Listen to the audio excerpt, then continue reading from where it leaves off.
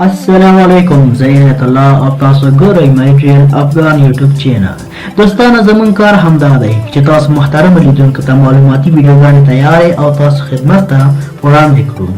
نن چې زمون کومه موضوع ده هغه د نړۍ یو څو عجیبې نرسانې چې قصې یې ډېر عجیبه دي چې تاسو به لیدلي هم نه وي. څنګه چې ښځې زړه کې د مور احساس جذبه ورکول شوې ده د پخوا زمانو څخه د ناروغانو د ساتنې لپاره خدمت ته وړاندې کیږي.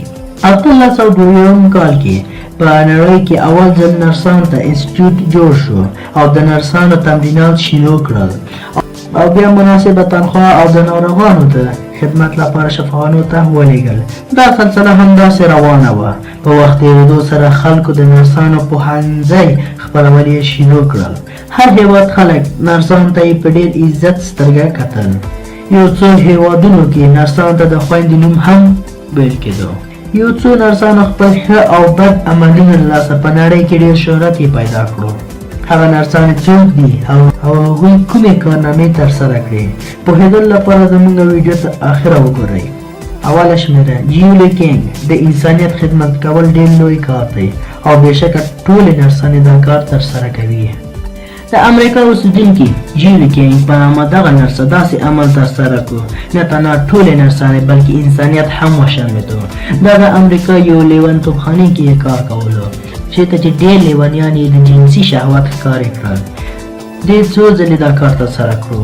ناروغانو شکایت هم ترې وکړو خو ډاکټر او هېچا هم خبرو ته یې غوږ نه نیولو. چې کله شکایت ډېر شول نو شفاخانې والو د دې خبرې واقع د اخرنۍ نقطې د رسېدلو لپاره اراده وکړه. بله ورځ جیولي کینګ په ښکاره ډول ګیره شوه چې د 40 نارینهو سره بد عمل ترسره کړی و. دوهمه شمېره ډینیلا پوګلي. 48 کلنه ایټالین نرس. ډینیلا ته د مرګ پرې هم ورته ویل کېږي. دا نرسه په عجیب ډول د کوم ناروغ ډېره ساتنه یې کوله هغه به یو څو ورځې وروسته وفات کېدلو. په یو کال کې 38 ناروغانو د مرګ نه وروسته د پولیسانو شک پرې راغی.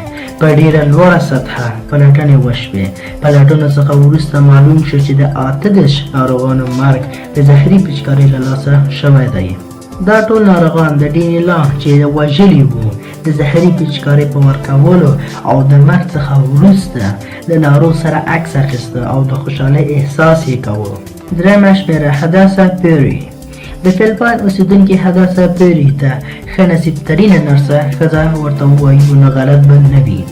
هغې 1991 کال کې د نیویارک اوسېدونکي هاګیټ کلارک په نامه ناروغه ښځه خدمت شروع کړو او 20 کاله یو بند اتاق کې د دې ناروغې خدمت کولو.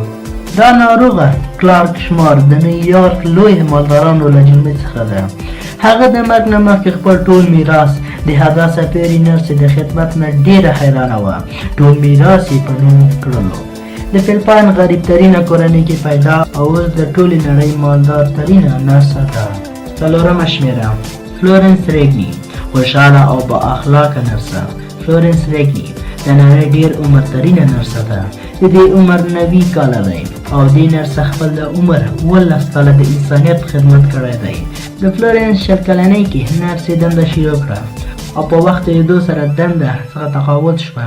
فلورنس خپلې دندې سره دومره علاقه وه چې د تقاعد څخه وروسته په هماغه شفاخانه کې یې دنده شروع کړه.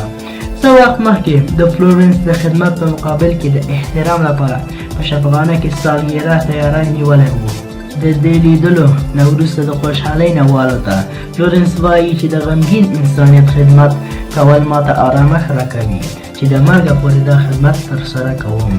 امید لرو چې تاسو دا ویډیو خوښه شوې وي او په دې نرسانو کې کومې دې نرسې کار تاسو یې ډېر حیران کړي یې په کمنټ کې ولیکئ.